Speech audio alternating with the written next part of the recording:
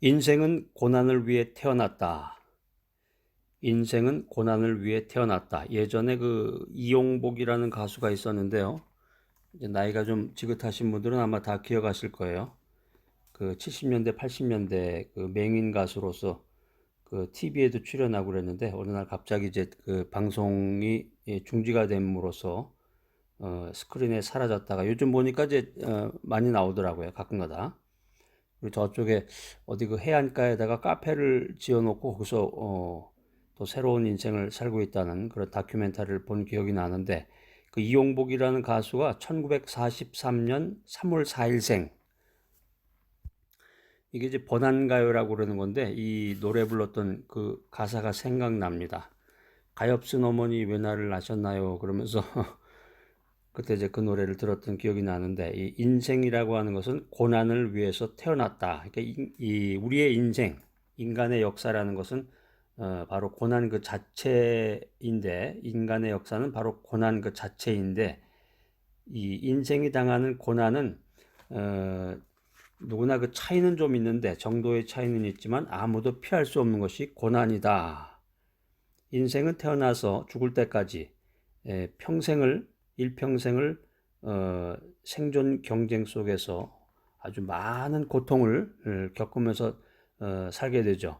뭐 예를 들면 이제 경제적인 고난이라든가 사회적인 고난, 뭐 인간관계에서 오는 고난, 뭐 육신의 질병, 또 죽음 여러 가지 이런 고난을 겪는데 특별히 최근에는 그 인간관계에서 오는 그 고난 이게 참 그 사회적인 문제가 되고 있습니다. 그래서 청년들 같은 경우에 그 인간관계가 잘 안 돼서 정신병에 걸리기도 하고 병원에 가서 치료를 받는 그런 경우가 많이 생기는데 그 사람하고의 관계 이게 이제 요즘에 그 사회 문제가 됐는데 하여튼 그 우리 믿음의 크리스찬들이 이 그리스도 안에서 고난의 의미를 좀 제대로 알아야 되겠어요.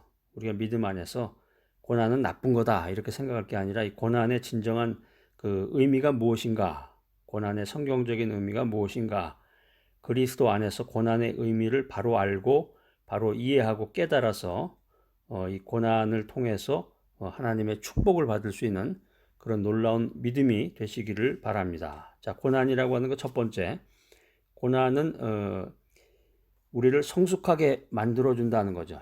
고난은 우리를 성숙하게 만들어준다.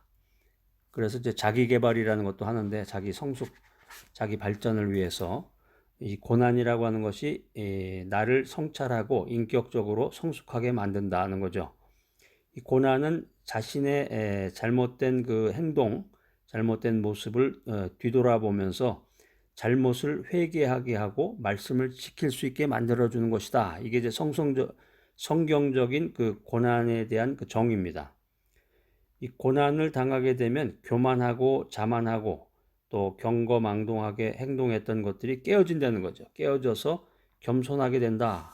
그리고 좀 더 자중하게 되고 더 나아가서 인격적으로 성숙하게 된다. 그래서 고난을 통해서 자신의 잘못을 깨닫고 회개하고 겸손한 자세로 그리스도를 닮아가는 삶을 살아가게 되면 하나님께서 그 사람을 높여주신다.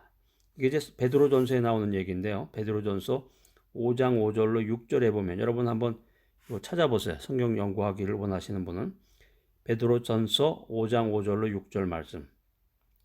여기 보면 성경에 그렇게 기록이 되어 있어요. 고난을 통해서 하나님께서 나를 이제 그리스도를 닮아가는 인생을 살도록 해주시고 궁극적으로는 하나님께서 나를 높여주신다. 자, 고난의 두 번째 요소는 이제 자아가 깨어지는 건데요. 고난을 통해서 자아가 깨어진다. 이 인생이라고 하는 것이 얼마나 많이 깨어지느냐. 그 석수라고 그러네. 석수가 그 정을 가지고 그 돌을 깨듯이 울퉁불퉁한 이 원석을 잘 이렇게 다듬고 그 깨어서 만들면 그게 이제 조각품도 되고 여러 가지 그런 완성품이 되듯이 인생이라고 하는 것은 이 깨어진 정도에 따라서 성숙도가 달라진다는 거죠. 고난을 당해서 깨어질 때는 아프죠. 아프고 고통스럽지만 많이 깨어질수록 성숙한 그리스도인이 된다는 거예요. 많이 깨어질수록 성숙한 그리스도인이 된다. 자, 그래서 고난을 당하면 완악하고 자기 중심적인 자아가 깨어지고 내 주변에 있는 사람들, 이웃을 소중하게 여기는 존재가 됩니다. 그래서 항상 보면 내 잘못이야, 내 탓이야, 내 탓이야 이렇게 얘기를 하다가 손가락질을 하다가 이건 내 탓이야, 내 잘못이야 이렇게 내 탓을 인정하고 이웃의 그 목소리에 귀를 기울이게 된다는 거죠. 또 이 고난이라고 하는 것은 세상의 유혹과 욕심에 따라 살던 이 잘못된 인생을 버리고 돌이키게 만들어준다.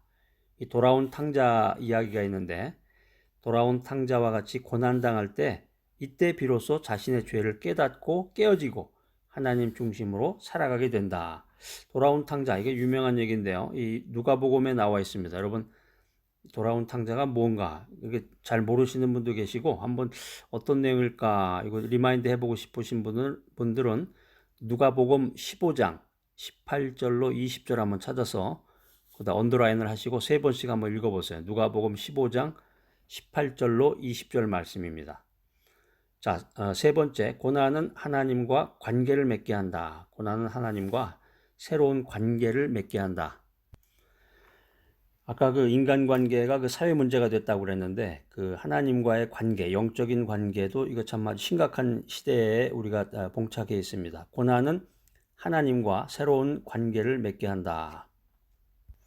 우리가 인생 살면서 이제 고난당하고 고난의 고통과 절망 가운데 놓이게 되면 하나님을 찾게 됩니다. 고난의 고통과 절망 가운데서 하나님을 찾게 된다. 깜깜한 밤에 밝은 빛을 찾듯이 고난당해서 인생의 밤을 지날 때 희망의 빛이신 하나님을 간절히 찾고 찾아서 그를 만나 간구하게 된다 하는 거죠.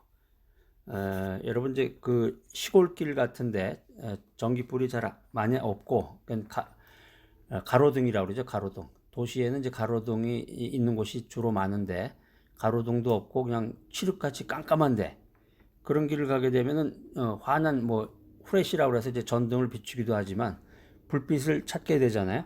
마찬가지로 이제 인생의 그 깊은 밤을 지날 때 희망의 빛이신 예수님을 만나야 된다는 거죠. 그를 통해서 간구해야 된다. 이게 이제 시편에 나와요. 이거 한번 찾아보세요. 시편 91편 15절. 성경 연구하기를 원하시는 분은 경건한 마음으로 성경을 대하기를 원하시는 분은 한번 시편 91편 15절 말씀 찾아서 이렇게 밑줄 그어 놓으시고 한번 세 번씩 읽어보시기 바랍니다. 자, 그래서 고난은 우리를 온유하게 만들고 고난은 우리를 겸손하고 순종하는 사람으로 만든다는 것입니다. 고난은 내 속에 있는 그 온갖 그 찌꺼기, 쓰레기, 불순물을 다 제거해버리고 새로운 사람, 하나님이 인정하는 사람으로 변화시키는 용광로와 같다. 고난은 용광로와 같다. 이게 로마서 5장에 나오는 말씀인데 로마서 5장 3절로 4절 말씀. 고난은 나를 온유하고 겸손하고 순종하게 만들어서 결국에 와서 고난이 내 속에 있는 불순물을 제거하고 새 사람으로 변화시켜 준다는 거죠. 자, 하나 더 살펴보면 고난은 과정이라는 거예요. 고난은 축복의 그릇을 만드는 과정이다. 이게 이제 신명기서 구약 신명기 8장 3절에 보면은 이런 내용들이 나와 있는데요. 구약 신명기 8장 3절, 8장 16절. 이스라엘 백성의 그 광야 생활에 대해서 이 신명기에 이제 그 기사들이 나오는데 그들을 낮추시고 줄이게 하심으로 하나님만 의지하고 하나님의 말씀으로 사는 것을 배우게 하신 고난의 학교, 광야의 학교, 이것이 바로 고난이다. 신명기 8장에 보면 이제 그런 말씀을 기록해 놓으셨습니다.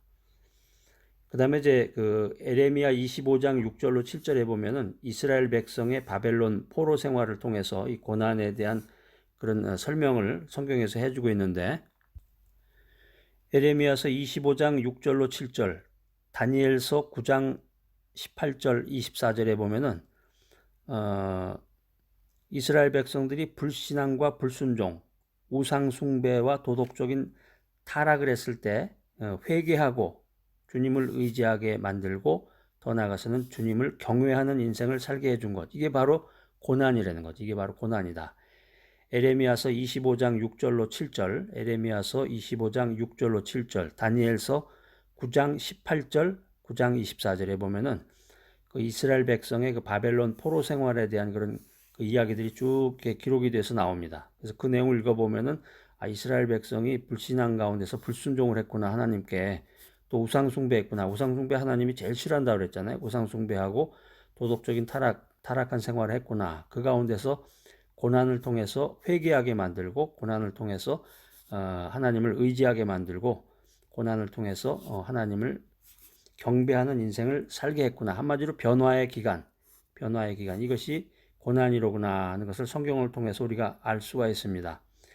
그래서 고난을 통해서 우리의 겉사람은 낡아지지만 우리의 속사람은 날로 새로워진다. 그래서 영원한 천국의 영광을 누리게 된다. 이게 이제 고린도 후서에 보면 나와요.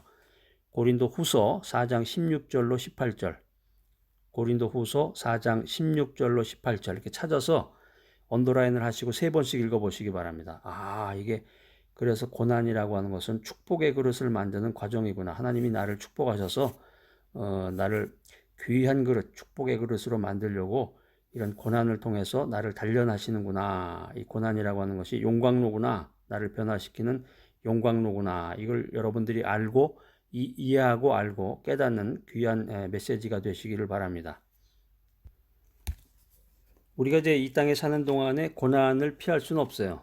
인생은 고난을 위해서 태어났다. 이렇게 말씀을 드렸는데, 그런데 그 고난에 대한 태도, 고난을 어떤 자세로 바라보느냐, 고난당할 때 어떤 태도를 취하느냐에 따라서 인생이 달라진다는 거죠. 인생이 달라진다.